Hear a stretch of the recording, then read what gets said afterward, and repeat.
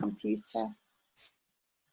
Hello, I'm Debra Sofia Magdalene, back with another interview on the theme of ladies who make money whilst travelling. And today I'm delighted to have Kate Newton as my guest, who's tuning in from Zanzibar. So Kate, welcome. Thank you for having me so much, Debra. It's so nice to be here. Oh, no, thank you. It's great that we can inspire ladies and give them ideas on what might suit them.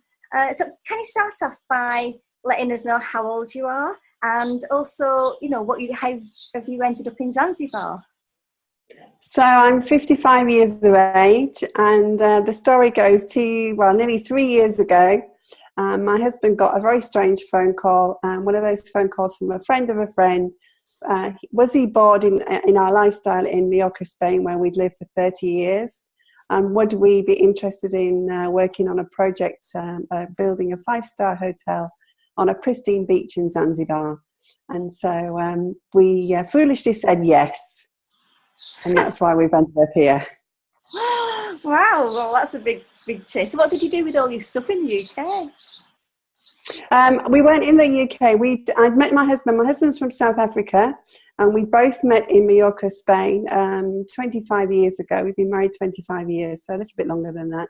I've lived in Mallorca for 30 years. I originally arrived in Mallorca on a small sailing boat, well, not a motor yacht. I left Hull Marina and brought it to Mallorca and never swam back, I always tell people. So you left on a motor yacht. So how did you end up on the yacht? My parents had always had a very small boat, and they had a small boat in Hull Marina. I was working in retail at the time, hated retail, used to go down to the boat and have my sandwich on board the boat away from the shop. And one day this mega big boat, which was 20 metres, not very big really, but in my eyes it was big, arrived in Hull Marina, and the next night I met the captain and the owner and jacked in my job and got on the boat and sailed from Hull Marina to Mallorca, Spain.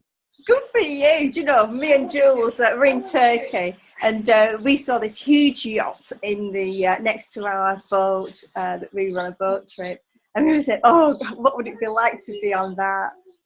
Amazing. My oldest son's working on mega yachts at the minute. He's following in his mum's footsteps. He's a super yacht chef. He's looking after 25 crew at the minute. So yeah, well, my boat was very, very small in comparison. It was in, if anybody needs a house sitter or a yacht sitter, let us know. I'll let you know. So when you first went off, and on your travels to how you've ended up in Zanzibar, did you stick to the plan that you originally had? I don't think we really had a plan. That was the interesting thing about it. It was definitely a spur of the moment decision. I remember vividly the conversation. My husband had this, would you like to, very quick phone call. And he put the phone down and said, what do you think? And my youngest son was there studying for his equivalent to A-levels, his international baccalaureate. And he said, you just have to go. You just have to do it. And so within 3 weeks, my husband had packed his little suitcase and disappeared, leaving me with a house and 20 years of stuff to sort out.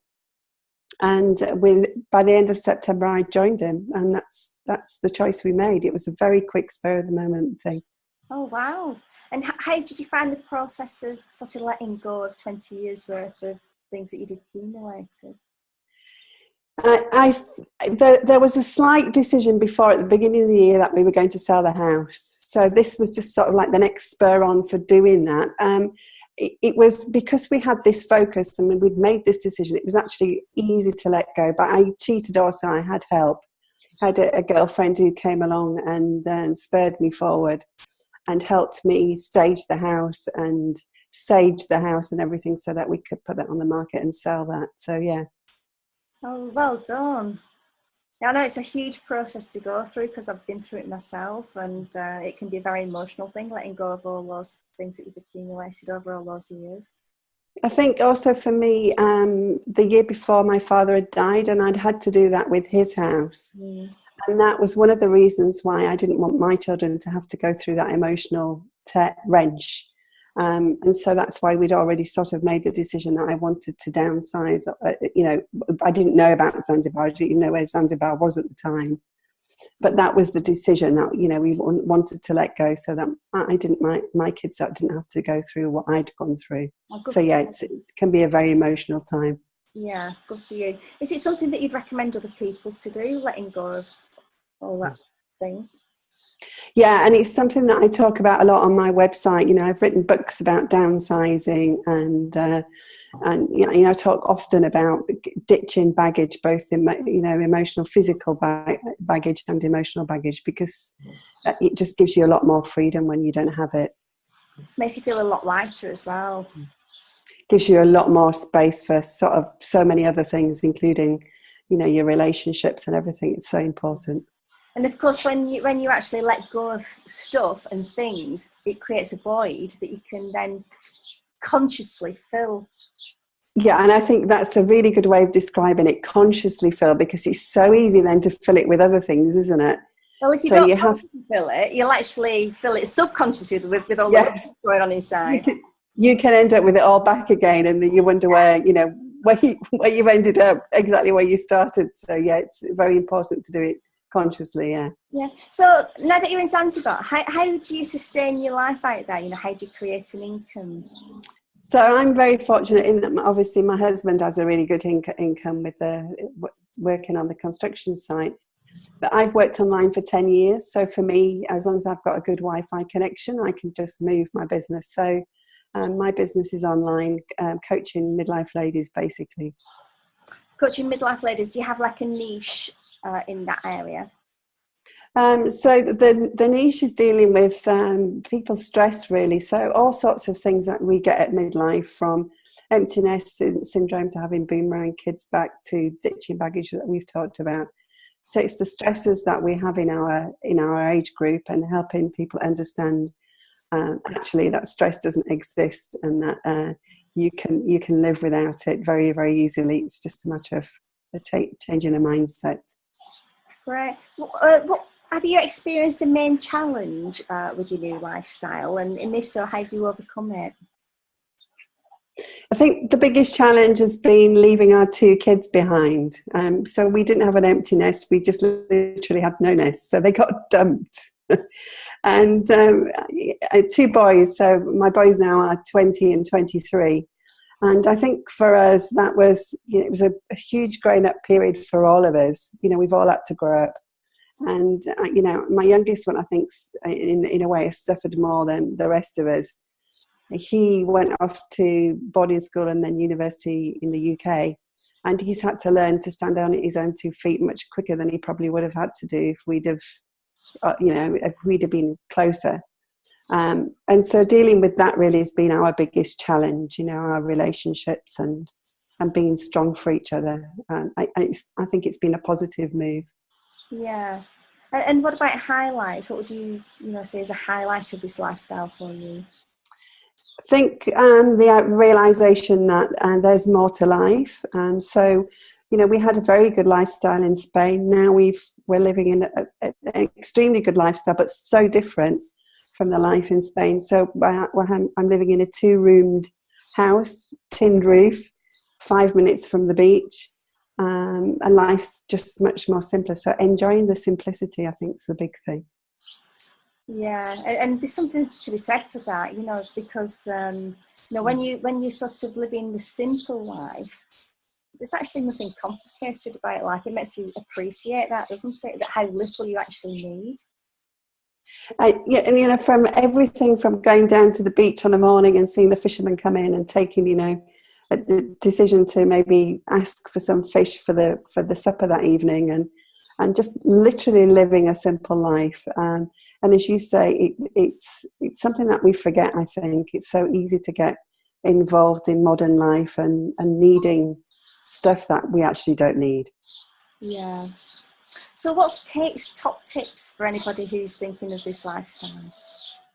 I'm going to just get my paper, and I might have to put my glasses on because I wrote these down because I thought they were important. So the tips are, people are lovely. All you have to do is smile. Wherever you go in the world, the biggest thing you can give everybody is a big smile. And I think I love that. Yeah. I think when you do that, it changes everything. So, well, it's like a universal language, isn't it? Even if it certainly is. Language, physically, that smile translates into any language. And I'd add to that, language is important. So make an effort to learn at least 10 words, so that you can say good morning and, how are you, and thank you, and the other, what I call smiley words. So adding a little bit of language goes a long, long way. So I think that's really important too. Yeah.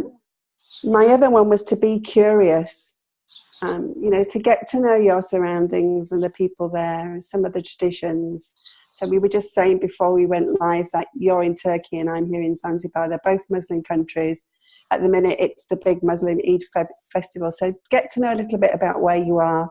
And that, again, it translates like the smile. Very, very important. So that was tip number 3. And that goes into tip number 4, which is to respect the culture where you are.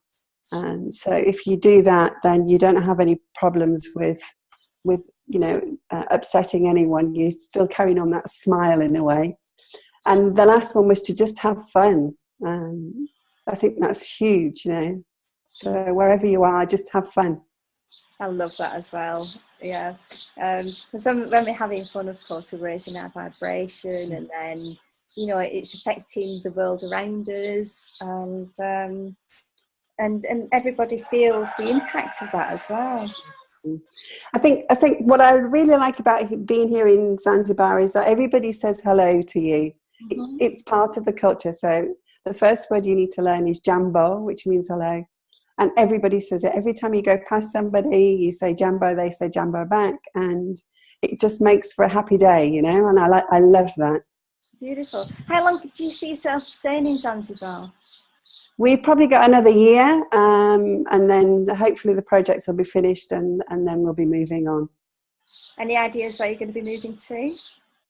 If you have a crystal ball, let me know. We will be going somewhere. We just don't know where yet. Well, I recommend the house sitting lifestyle, it says. Yeah, I looked at the house sitting lifestyle. We've had people, friends of ours, who've recommended it too, and I think it would be a really good thing to do. Our other choice would be to get a camper van and just go camping, I think. Yeah. I interviewed Annabelle the other day, who was being interviewed in her camper van. And you'll have to watch that. She's so funny. I will do. I'd love to. That would be really, really good. Yeah. Is there anything else that you'd like to add, Kay? How about if people want to contact you, if they're interested in your books, could you say a little bit about those and where they can get hold of them? And also, do you have a website? Yeah, on my website you'll find everything. So the website is www.k-newton.com. And there's a book page there. There's 3 books that I've recently published. One on cleaning, one on downsizing, and one on sprinkling in your mind. And there's also 6 books that I co-authored with another lady called Pat Duckworth, which cover things like decluttering, relationships, boomerang kids, emptiness, those type of things. And then there's 2 other books that I'm involved in, one called Journey of Riches and the other one called Hot Women Rock. And you can find all those on the book page, so that would be fabulous. Thank you very much, and thank you for joining me for this interview today to inspire other ladies who want to create an income whilst travelling. So thanks, Debra. It's been really great to be with you. You too. Lots of love. Thank you. Bye-bye. Bye-bye.